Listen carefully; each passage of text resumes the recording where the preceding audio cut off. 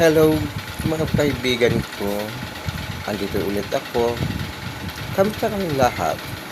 Nabalita nyo na ba yung mga OFW sa Qatar na pinaghuhuli? Oo, yung mga DDS na supporters ni Digongyo. Kakatawa, diba?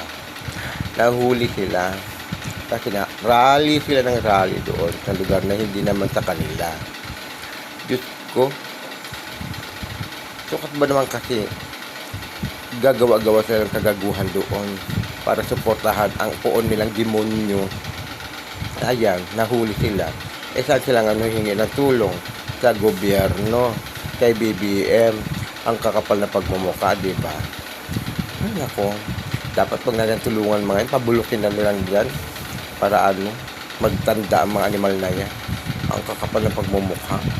Tapos ngayon, hihingi-hingi sila ng tulong ngayon. Magdusa kayo mga ulol. Hindi na kayo nahiya sa mga tao.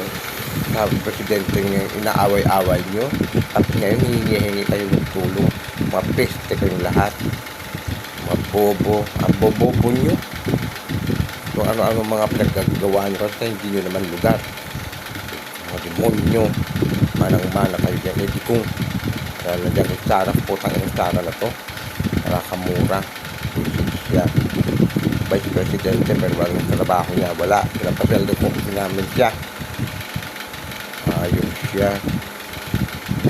Nakakairita lang kasi ang dami mga bobong tanga na supporter na akala mo kung ano lang yung makaakta. Akala mo sa kanila ang mundo. Akala mo pinapakain nila ang Presidente Marcos. Diba? Ang kapal na mukha mga ito. Mga paslupa.